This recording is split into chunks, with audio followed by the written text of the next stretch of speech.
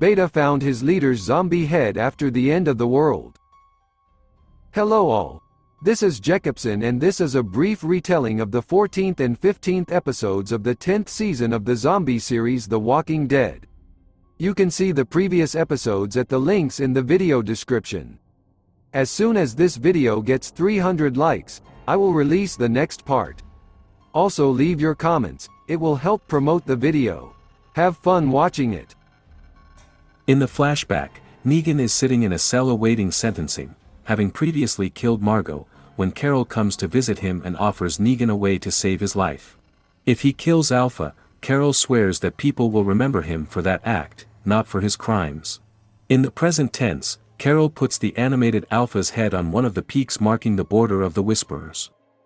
Negan then suggests that Carol return to Alexandria so that she can tell everyone about what he did.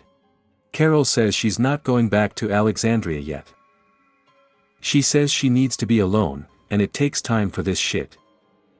Elsewhere, Jerry and the other Hilltop survivors welcome Magna back.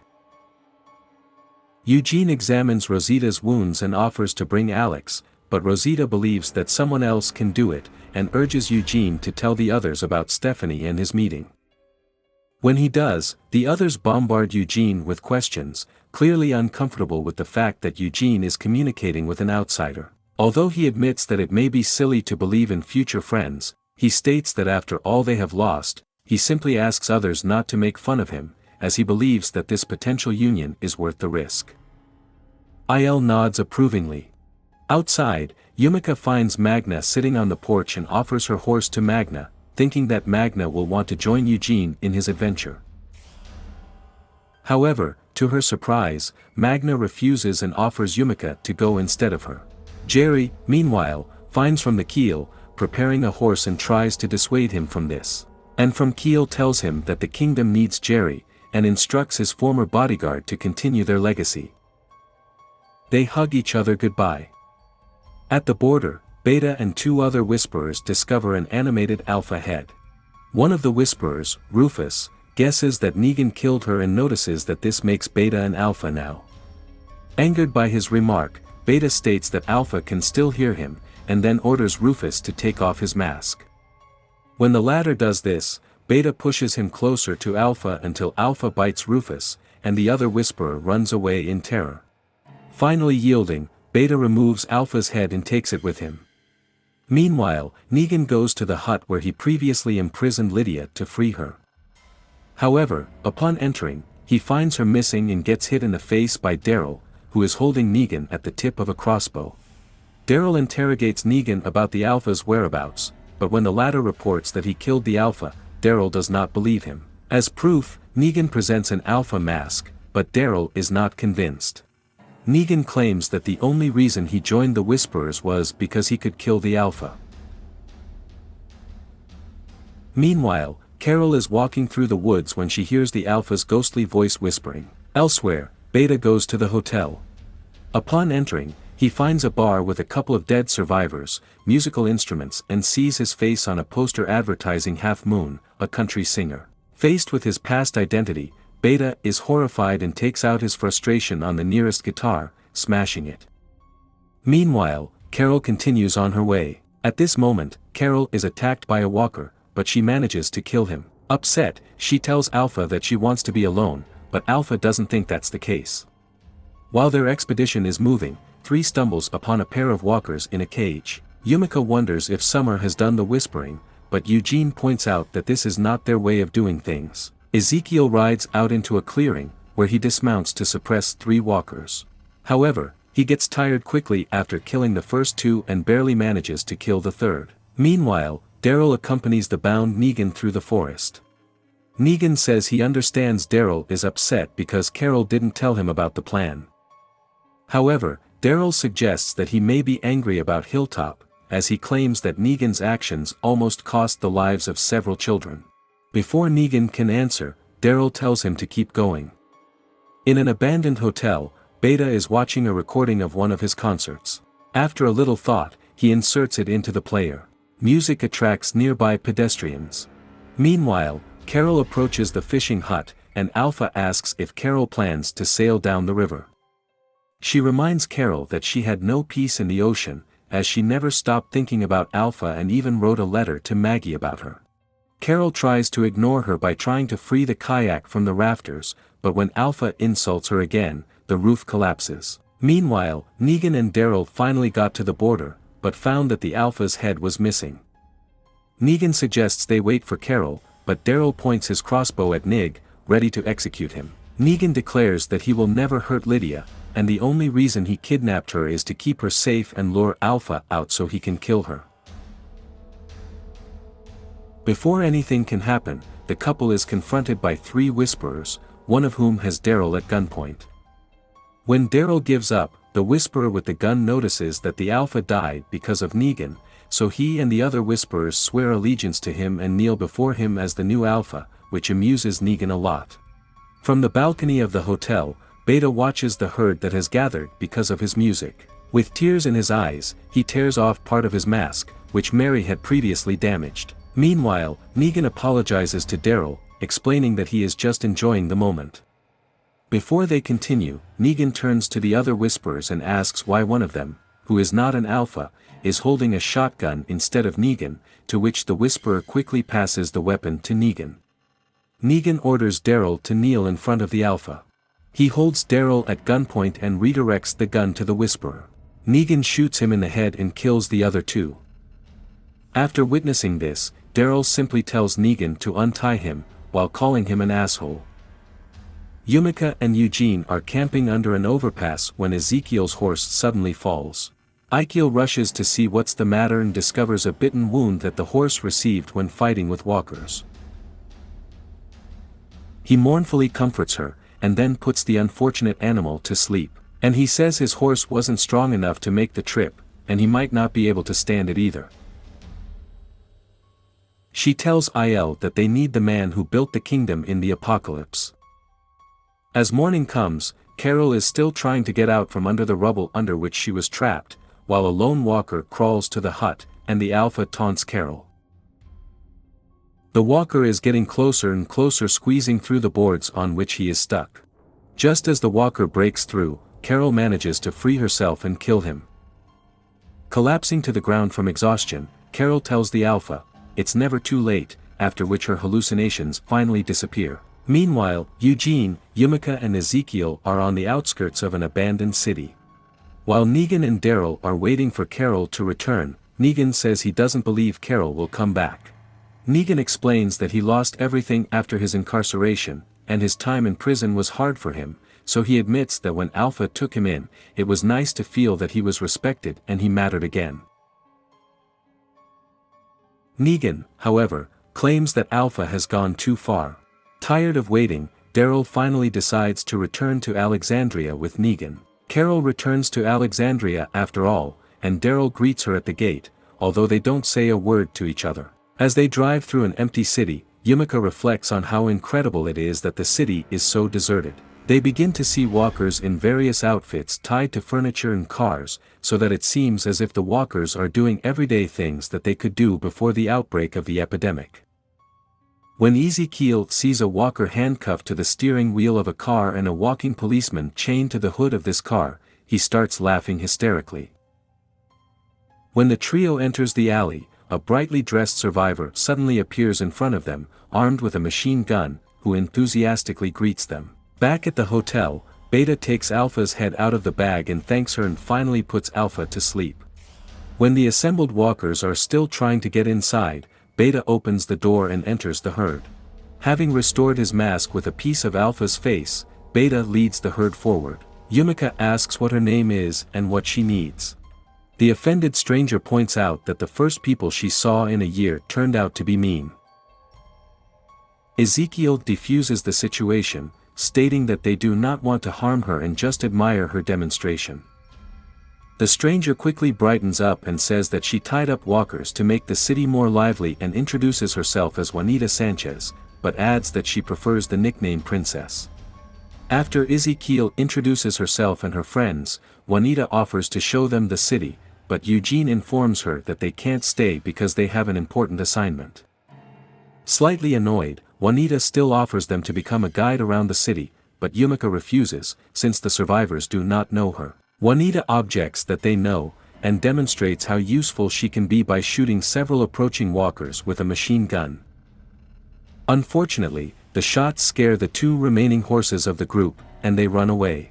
Juanita apologizes, and the survivors look at her angrily. Later, the group discusses what to do next, and Ezekiel is confident that they will be able to find horses tomorrow, but Eugene believes that they do not have enough time and that their chances of meeting in time are small, even if they start walking now. Ezekiel offers to enlist the help of the princess, but Yumika objects to this idea, believing that the princess is too selfish and mentally unstable due to being alone for a long time, and does not want to blindly follow the princess, but indicates that she may know where to find transport.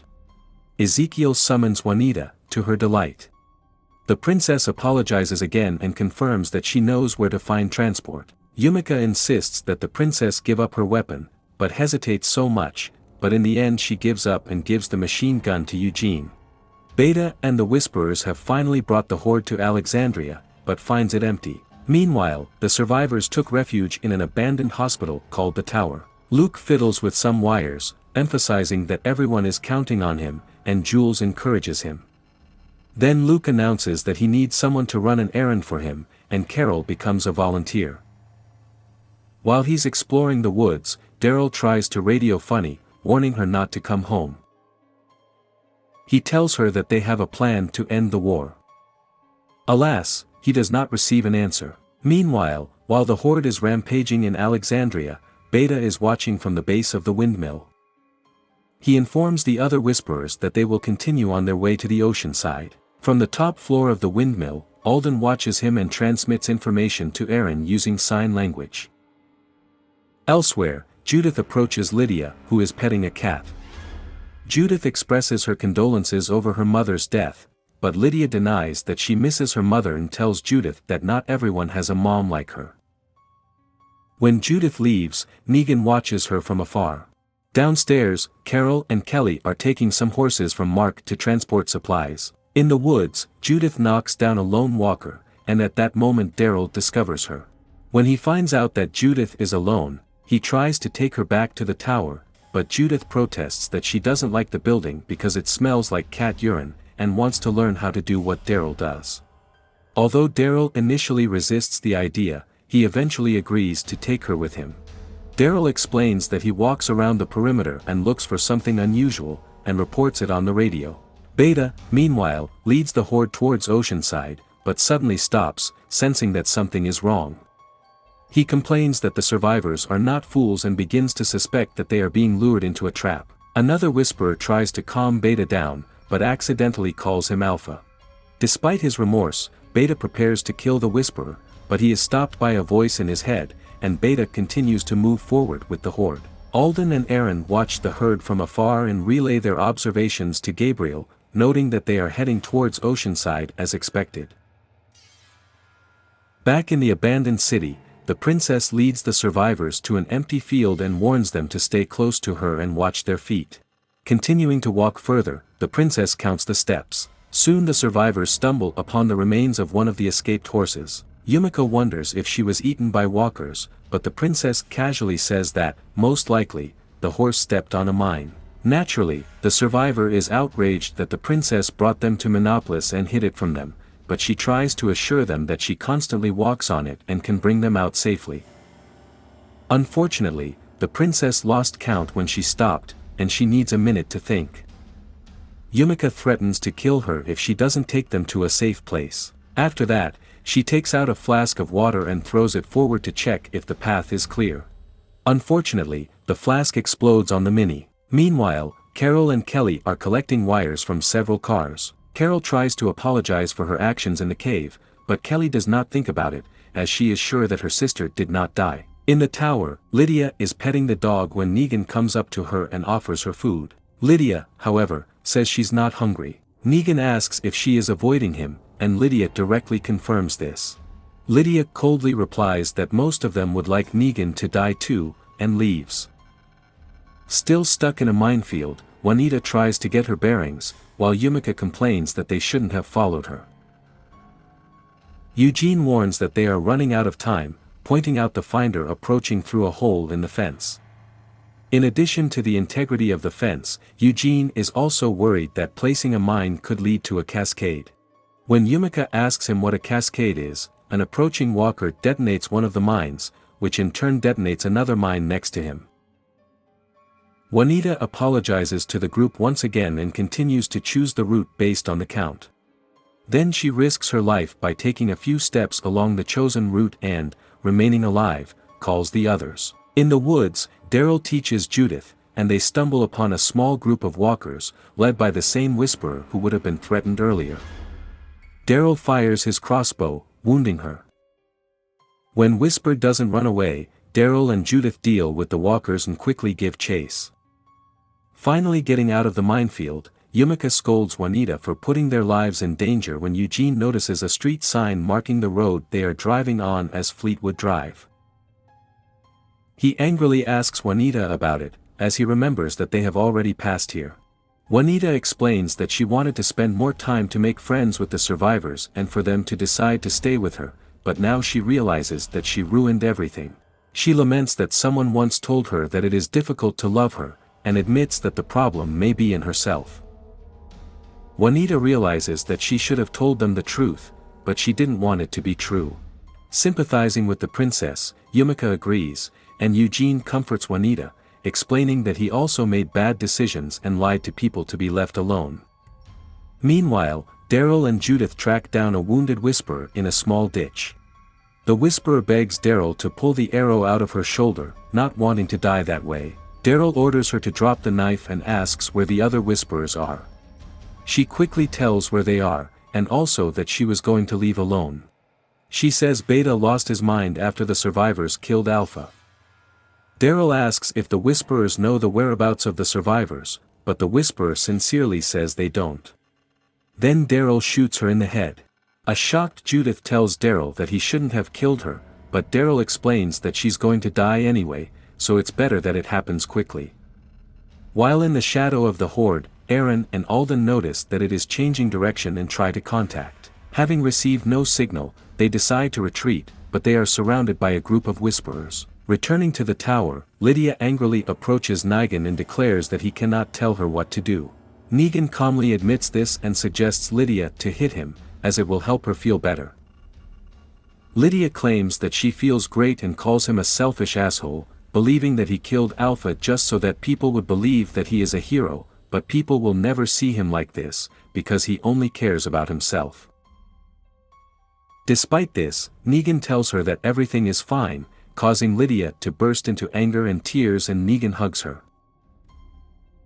The princess and her companions finally get to the garage, where it turns out that the wheels Juanita was talking about were actually bicycles. Eugene notes that 15 miles an hour is still faster than walking, and Ezekiel notes that Juanita wasn't really lying about the garage. Yumika approaches Juanita and asks if Juanita would like to join them. The princess enthusiastically agrees. When Judith and Daryl walk back, he tells her that he contacted Michonne on the radio and asked her not to come, although he did not receive an answer. Judith claims it doesn't matter since she talked to her mom after the fire. Daryl asks what Michonne said, but Judith just says she went to help a few people she met on the way. Judith didn't want to tell Daryl about it, because she was afraid that he would leave too. Daryl assures Judith that he won't leave and hugs her. Just as they are about to return, Gabriel unexpectedly tells Daryl over the radio that they are surrounded. Indeed, Beta finally got to the tower with the horde.